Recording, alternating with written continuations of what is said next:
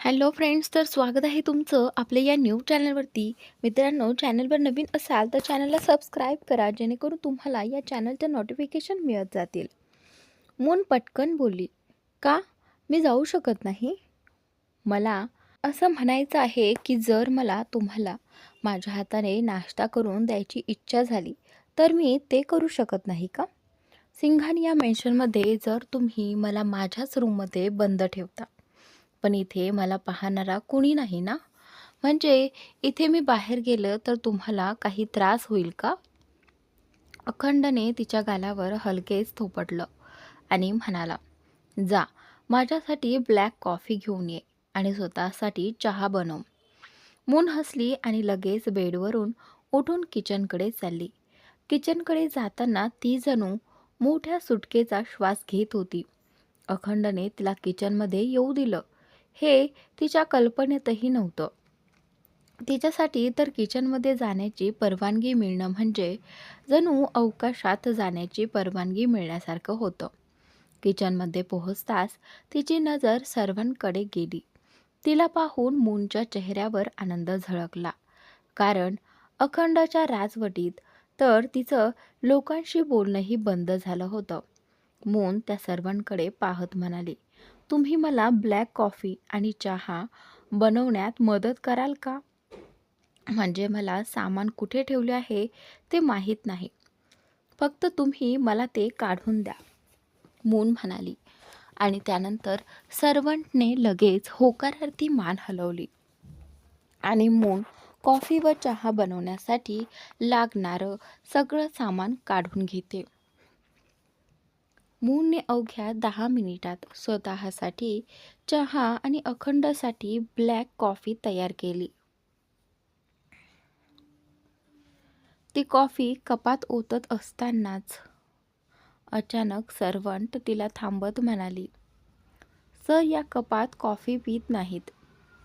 असं म्हणत ती तिच्या जवळ आली आणि तिचा हात थांबवू लागली, पण चुकून तिचा हात मूनच्या हाताला लागला आणि मून ओतत असलेली कॉफी सरळ तिच्याच हातावर सांडली. मूनचा हात जोरात भाजला आणि ती वेदनेने ओरडली. तिचा ओरडा ऐकताच नुकताच रूममधून बाहेर पडलेला अखंड भरभर किचनकडे आला. आत येताच त्याची नजर मूनच्या भाजलेल्या हातावर गेली. तिच्या डोळ्यातून ओघळणारे अश्रू पाहून तो संतापाने त्या सर्वंटकडे रोखून पाहू लागला आणि त्यानंतर सर्वंट घाबरत म्हणाली, प्लीज प्लीज मॅडम, मला माफ करा. मी फक्त तुम्हाला या कपात कॉफी ओतण्यापासून थांबवत होते. मला अजिबात वाटलं नव्हतं की कॉफी तुमच्या हातावर सांडेल. मून तिला म्हणणार होती, काही हरकत नाही, पण अचानक अखंड त्यांच्या जवळ येऊन संतापाने सर्व्हंटकडे पाहू लागला आणि त्यानंतर इकडे सर्व्हंट आणखीनच घाबरली. मूनलाही आता त्या सर्व्हंटसाठी भीती वाटू लागली. चुकून तिच्या हातून मूनच्या हातावर कॉफी सांडली होती, पण अखंडाचा राग प्रचंड वाढला होता. अचानक सर्व्हंट जोरात किंचाळली, कारण अखंडने ट्रेमध्ये ठेवलेला चहाचा कप थेट त्या सर्व्हंटच्या हातावर ओतला होता.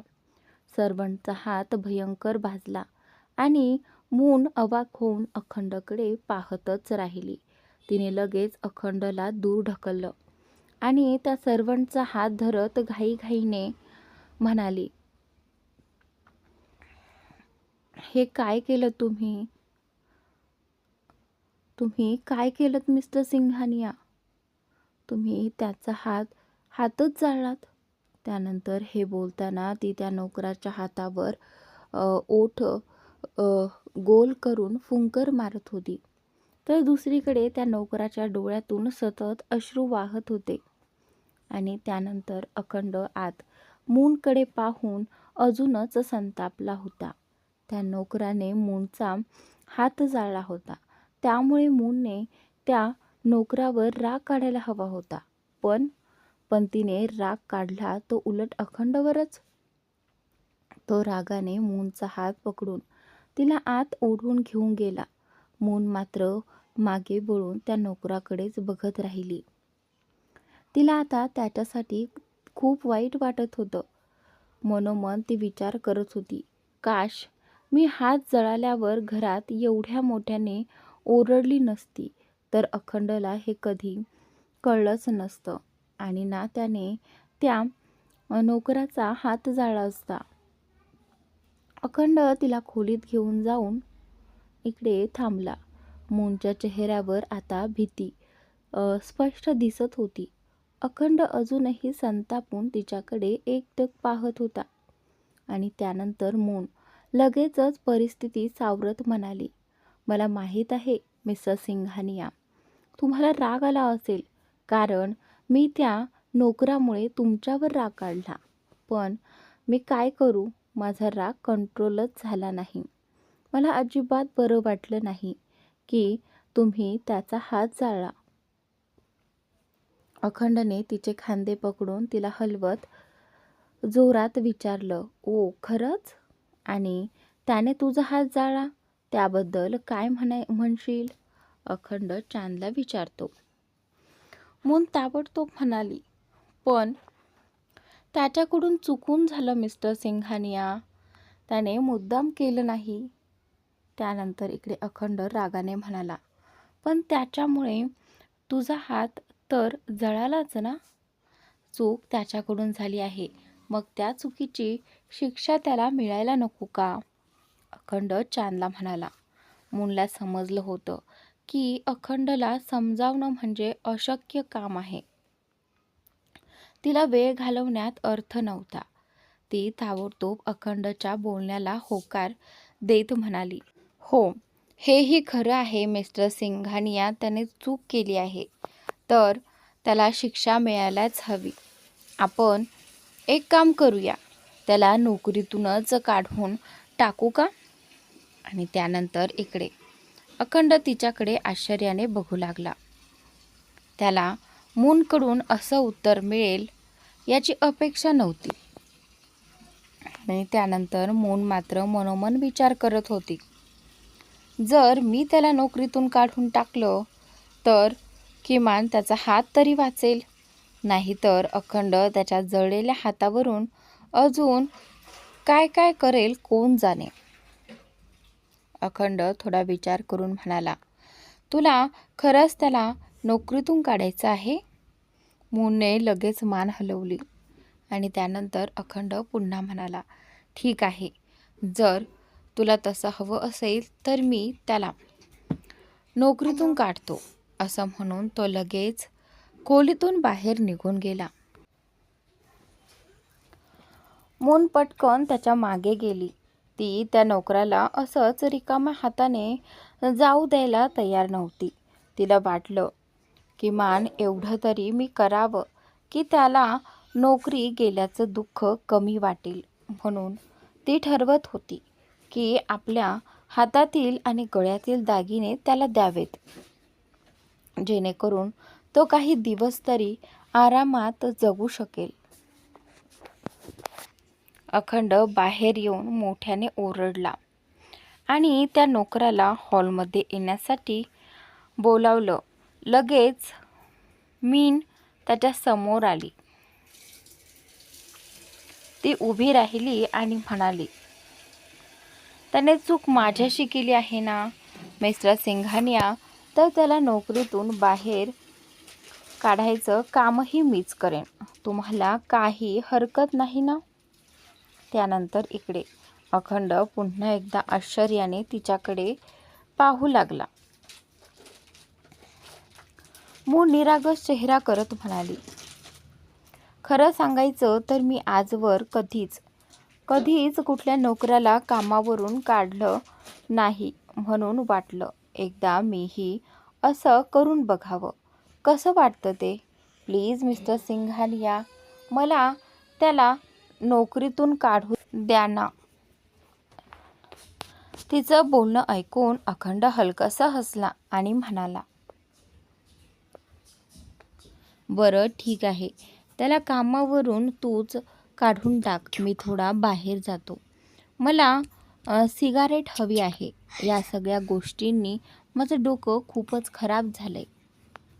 हे ऐकून मून हसून मान हलवत म्हणाली, हो हो, तुम्ही जा. निवांत स्मोक करून या. तोपर्यंत मी हे सगळं बघते. अखंड तिथून निघून गेला. त्याच्या गेल्यानंतर मूनने खोल श्वास सोडला आणि त्या घाबरलेल्या नोकराकडे पाहू लागले. अखंड ज्या पद्धतीने तिला बोलावून घेतलं होतं त्यामुळे तिच्या डोळ्यातून अश्रू वाहू लागले होते. मून पटकन तिच्याकडे गेली आणि हातातील सोन्याच्या बांगड्या, गळ्यातील डायमंड पेंडंट असलेली सोन्याची चेन काढून तिच्या हातात देत म्हणाली, आय एम सो सॉरी. माझ्यामुळे तुला ही नोकरी सोडावी लागली, पण कदाचित हेच तुझ्यासाठी योग्य असेल. आशा करते हे तुला उपयोगी पडेल. लवकरच तुला दुसरी नोकरी मिळेल आणि शक्य झालं तर मी माझ्या डॅडशी बोलून तुझी मदतही करेन. हे म्हणत ती हलकसं हसली. तिचं बोलणं ऐकून ती नोकरानीही हसली, पण क्षणातच तिचं हसू पुसलं. मूनने विचारलं, काय झालं? एवढी काळजी का करतेस? त्यानंतर मी सांगितलंय ना, तुला लवकरच दुसरी नोकरी मिळेल. मी आहे ना. माझ्या असताना तुला कसलीच चिंता करायची नाही, गरज नाही. आणि त्यानंतर मूनचं बोलणं ऐकताच नोकरानी अधिकच घाबरली, कारण तिची नजर मागे उभ्या अखंडकडे होती. मूनचं बोलणं ऐकून तो रागाने थरथरत होता, पण चेहऱ्यावर मात्र कुठलाही भाव दिसत नव्हता. तो कडक आवाजात म्हणाला, तुझ्या असताना हिला काहीच चिंता करण्याची गरज नाही, बरोबर? पण तुला खरंच असं वाटलं का चांद, की तू मला मूर्ख बनवशील? आणि त्यानंतर इकडे हे ऐकताच मूनचे हातपाय गाळले. तिला खात्री होती की अखंड स्मोक करायला गेला आहे आणि त्याला किमान 10 मिनिटं लागतील, पण 2 मिनिटातच तो परतला होता. तिचं घशातलं कोरड वाढली. अखंड जड पावलाने तिच्याकडे आला आणि नोकराणीच्या हातातील दागिने खेचून घेत म्हणाला, मला अजिबात आवडत नाही चांद, कोणी तुला हात लावावा. जे दागिने तू अंगावर घातले ते मी इतर कोणालाही कधीच देणार नाही. तुझ्या डोक्यात आलं तरी कसं? अखंड मूनला म्हणाला. आणि त्यानंतर हे ऐकत मूनने कोरडे पडलेले ओठ चाटले आणि त्या नोकरानीकडे पाहू लागली, जिला ती अखंडच्या रागापासून वाचू इच्छित होती, पण स्वतःच्या चुकीमुळे तिनेच तिला अजून मोठ्या संकटात ढकललं होतं. अखंड नोकरानीकडे पाहत म्हणाला, मला समजलं की तुझ्या नवऱ्याला कॅन्सर आहे आणि त्याच्या उपचारांसाठी तुला खूप पैसे लागतील. नोकरानीने डोळ्यात पाणी आणत मान हलवली. तिला वाटलं अखंड कदाचित मदत करेल, पण अचानक त्याच्या चेहऱ्यावरचा भाव बदलला आणि तो म्हणाला, जर तुला पैसे हवे होते तर मला सांगितलं असतंस. चोरी करण्याची काय गरज होती?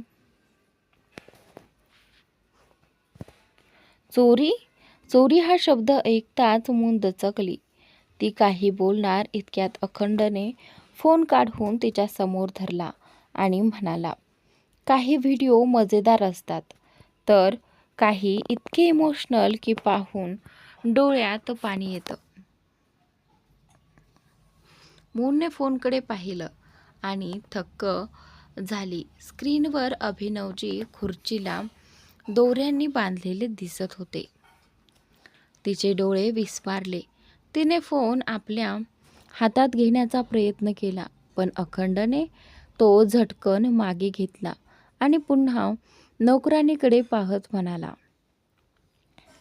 नोकराला जर पैशांची गरज असेल तर त्याने आपल्या मालकाकडे मागितले पाहिजेत. मालक जर माझ्यासारखा दिलदार असेल तर तो पैसे देण्यात कसलीही कसर ठेवत नाही.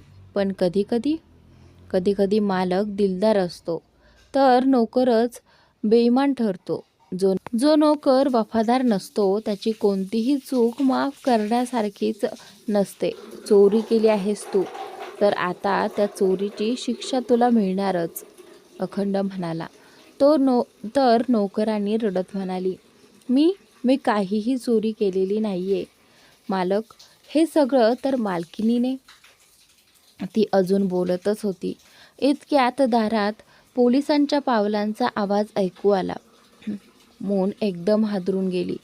तिच्या डोळ्यात अश्रू तरळले होते. तिच्या समोरची ती नोकराणी निरपराध होती, पण तिच्यामुळे तिचं सगळं आयुष्य उद्ध्वस्त होणार होतं. मूनने आशेने अखंडकडे पाहिलं. अखंडने तिच्या केसात हात फिरवत अलगद आवाजात म्हटलं, जाऊन आराम कर. तुझी तब्येत आजकाल नीट नाहीये. मी आताच रूममध्ये तुझ्याकडे येतो.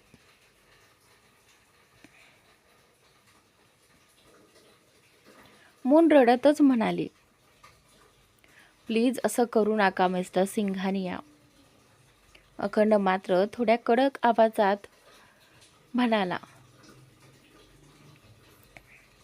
जा, नाही जात. मून काही बोलूच शकली नाही. नोकराणीने डोळ्यातून आसवे ढाळत अखंडकडे पाहताच सांगायला सुरुवात केली, साहेब, तुम्हीही जाणता मी चोरी केलेली नाहीये. त्यानंतर इकडे. पण तिचं वाक्य पूर्ण होण्याआधीच एका महिला पोलिसाने तिला मागे ओढलं आणि तिरस्काराने म्हणाली, एकतर चोरी करतेस आणि वरून वाद घालतेस. चल, जेलमध्ये तुझी अक्कल तिथेच ठिकाणावर आणतो. असं म्हणत तिने त्या नोकराणीला जवळपास ओढतच बाहेर नेलं. मूनच्या डोळ्यातून ओघळणाऱ्या अश्रूंनी फक्त त्या नोकराणीला दूर जाताना पाहत राहिली. दारापर्यंत पोहोचतानाही ती नोकराणी सतत गयावया करत होती, पण अखंडवर त्याचा काहीच परिणाम झाला नाही. त्यांच्या जाण्यानंतर मूनने रडत रडत अखंडकडे पाहिलं. तेव्हा अखंड तिच्या जवळ आला आणि म्हणाला, माझ्या मते हा प्रसंग तुला हे दाखवण्यासाठी पुरेसा आहे की अखंड सिंघानियाला वेडं बनवणं काही सोपं नाही. चांद, तू गोड बोलून मला बावळटासारखं मान डोलवणारा समजलं असशील तर तो भ्रम विसर. अखंड सिंघानिया असा माणूस आहे जो समोरापेक्षा मागे काय चाललंय याकडे जास्त लक्ष ठेवतो आणि पुढच्या वेळेस ही गोष्ट लक्षात ठेव. असं म्हणत त्याने मूनचे केस घट्ट मुठीत पकडले आणि तिचा चेहरा मागे वळवला. वेदनेने मूनच्या तोंडून आक्रोश बाहेर पडला. अखंड सिंघानिया फार्म हाऊसवर उभा होता. त्याच्या चेहऱ्यावर उपरोधिक स्मित होतं आणि त्याने मूनचे केस अजून घट्ट पकडले होते. मून पूर्णपणे चकित झाली होती. तिला वाटलं होतं अखंड त्या नोकराणीला मदत करेल, पण उलट तिच्यामुळेच ती नोकराणी आणखी अडचणीत सापडली होती. मूनला आता स्पष्ट कळलं होतं की अखंड एक अत्यंत विषारी व्यक्तिमत्वाचा माणूस आहे. त्याला फसवणं तिच्यासाठी अजिबात सोपं नव्हतं. आता मूनला त्याच्यावर मात करण्यासाठी दुसरा मार्ग शोधावा लागणार होता. अशा पद्धतीने त्याला मूर्ख बनवणं शक्यच नव्हतं. तर मित्रांनो, आजचा भाग इथेच संपतो. पुढील भाग खूपच इंटरेस्टिंग आहे, तर नक्की पहा आणि चॅनलला सबस्क्राईब नक्की करा.